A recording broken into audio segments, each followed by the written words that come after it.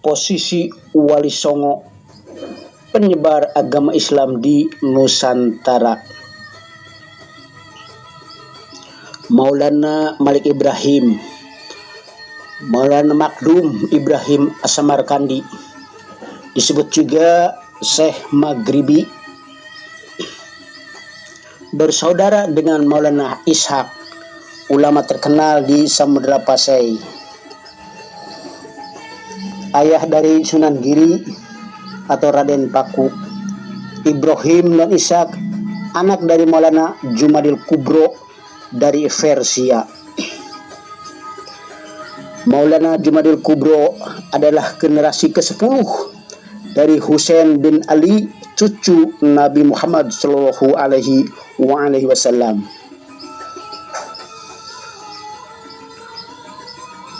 Maulana Malik Ibrahim menikah dengan putri Raja Campa. Lahirlah 2 putra, satu Sunan Ampel atau Raden Rahmat, yang kedua Said Ali Murtado.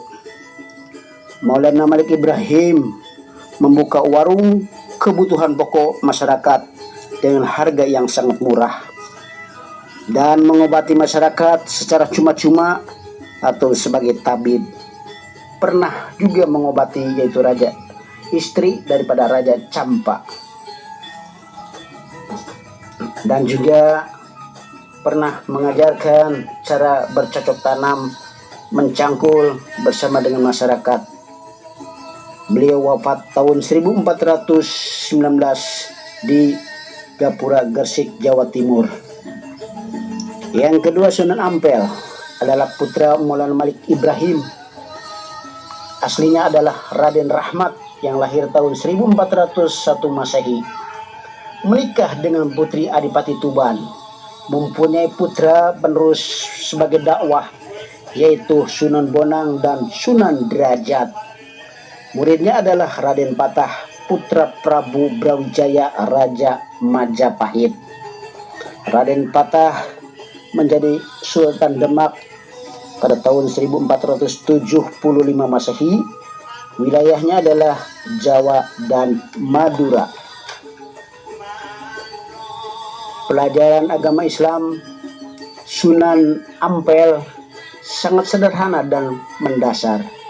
Mengenalkan istilah mok limo atau tidak lima, mok main, mok ngombe, mok maling, mok madat, dan mok madon, yakni tidak berjudi, tidak minum minuman keras, tidak mencuri, tidak narkotika, dan tidak berzina. Di Pondok Pesantren Ampel Denta itu adalah pusat pendidikan agama Islam. Beliau wafat tahun 1491 Masehi dan juga pernah mendirikan Masjid Ampel Surabaya di Jawa Timur. Yang ketiga Sunan Giri, Muhammad Ainul Yakin. Nama kecilnya adalah Raden Paku yang lahir di Banyuwangi tahun 1442 Masehi, atau juga disebut Jaka Samudra karena pernah dibuang ke laut oleh ibunya Dewi Sekardadu, putri Raja Bambangan atau yang sekarang Banyuwangi, dipungut oleh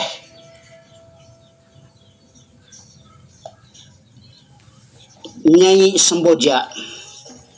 Ayahnya adalah Maulana Ishaq, saudara kandung Maulana Malik Ibrahim. Berkelana hingga ke Samudra Pasai. Sunan Giri menuntut ilmu di pesantren Ampel Denta. Giri artinya bukit.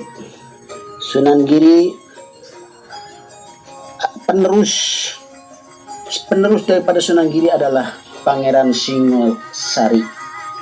Pangeran Singosari, tokoh yang paling gigih yang pernah menentang VOC Belanda dan Amangkurat II. Sunan Giri adalah ahli ilmu fikih. Orang yang menyebutnya juga Sultan Abdul Fakih. Karyanya permainan anak-anak seperti jalungan, jamuran, ilir-ilir, cublak suweng, dan gending asmarandana. dan Gending Asmarandana dan Pucung, Pupuh Pucung. Ajaran Islam bernuansa di Jawa. Sunan Bonang. Yang keempat, Sunan Bonang adalah anak Sunan Ampel, cucu daripada Maulana Malik Ibrahim. Nama kecilnya adalah Raden Makdum Ibrahim, lahir tahun 1465 Masehi. Ibunya adalah Nyai Ageng Manila, putri dari Tuban, imam resmi Kesultanan Demak di Masjid Sangkal Daha. Menguasai ilmu fikih, usuluddin, tasawuf, seni sastra dan arsitektur. Filsafat cinta, artinya iman atau makrifat, patuh kepada Allah Subhanahu wa taala yang disebut hakul yakin, dan media kesenian yang digemari oleh masyarakat dengan muridnya yaitu Sunan Kalijaga. Dan juga membuat gamelan Jawa atau alat seni, instrumen seperti bonang, dan juga bernuansa zikir, cinta kehidupan, alam malakut. Karya Sunan Bonang yaitu Tembang Tombo Ati.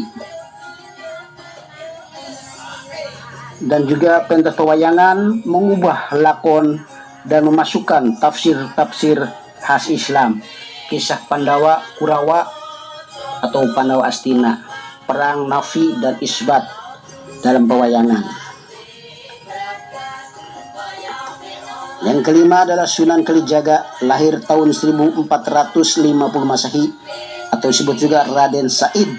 Ayahnya adalah Arya Wilatita, Adipati Tuban bin Ronggolawe. Nama kecil adalah Raden Said. Lokajaya, Syekh Malaya, Pangeran Tuban atau Raden Abdurrahman. Pernah tinggal di Cirebon dan bersahabat dengan Sunan Gunung Jati. Masjid Agung Demak dan Masjid Agung Cirebon itu terbuat dari tiang tatal dan dirancang oleh Sunan Kalijaga. Pentas pedalangan atau media dakwah Sunan Kalijaga dengan Sunan Bonang sebagai guru dan juga sahabat, mempunyai budaya lokal. Media seni seperti seni ukir, wayang, dan gamelan. Menciptakan perayaan sekaten, gerebek mulut. Sekaten adalah asal kata sahadatain, 2 kalimat syahadat. Gerebek mulut adalah perayaan Maulid Nabi besar Muhammad Sallallahu Alaihi Wasallam. Lakon pewayangan seperti Mahabharata, Ramayana, Serat Dewaruci tentang tarekat, hakikat, dan makrifat. Dengan tiket penonton mengucapkan yaitu 2 kalimat syahadat, asyhadu la ilaha illallah wa asyhadu anna Muhammadar Rasulullah. Usia Sunan Kalijaga adalah 100 tahun.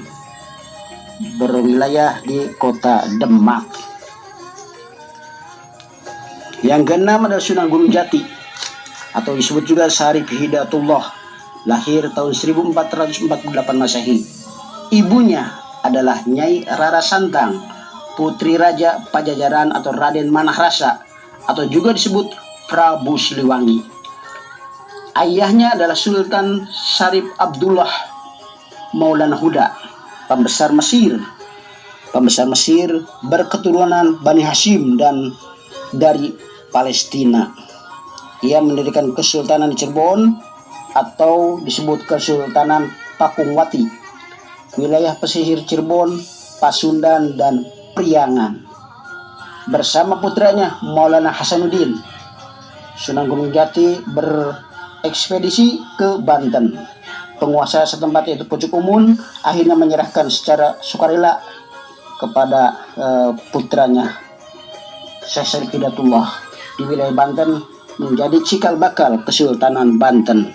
Usia Sunan Gunung Jati yaitu 120 tahun. Penerusnya adalah di Cirebon Pangeran Pasarean. Ya, kalau di Banten adalah Maulana Hasanuddin. Kalau di Cirebon diteruskan oleh Pangeran Pasarean tahun 1568 Masehi. Wilayahnya adalah Gunung Sembung, Gunung Jati, dan kota Cirebon. Yang ketujuh Sunan Derajat atau disebut juga Raden Kosim yang bergelar Raden Saifuddin. Ayahnya adalah Sunan Ampel, bersaudara dengan Sunan Bonang. Berdakwah ke pesisir Gresik, pesisir Banjarwati yang sekarang disebut Lamongan. Pesantren dalam Duwur. Pelajarannya adalah pelajaran tauhid dan akidah. Keseniannya adalah seni suluk, suluk petuah atau pepatah. Berilah tongkat pada si buta, berilah makan pada yang lapar, berilah pakaian pada yang telanjang. Yang kedelapan adalah Sunan Kudus Jafar Shodiq, putra Sunan Wudhu dan Syarifah, adik daripada Sunan Bonang. Sunan Wudhu adalah salah seorang putra Sultan Mesir yang berkelana hingga ke Jawa. Sunan Kudus diangkat menjadi panglima perang di Kesultanan Demak, yaitu melawan Adipati Jipang dan Arya Penangsang, dan berguru beliau kepada Sunan Kalijaga. Sunan Kudus mengadopsi cerita 1001 malam dari masa kekhalifahan Abbasiyah. Sunan Kudus mampu mengikat masyarakat untuk tetap memeluk agama Islam. Wilayahnya adalah Sragen, Simo, dan Gunung Kidul. Sunan Kudus sebagai arsitektur Masjid Kudus dan juga menaranya. Yang kesembilan adalah Sunan Muria, Raden Prawoto, nama aslinya, putra Sunan Kalijaga dengan Dewi Saroh, adiknya dari Sunan Giri, anak Syekh Maulana Ishaq, tinggal di lereng Gunung Muria, sebelah utara kota Kudus.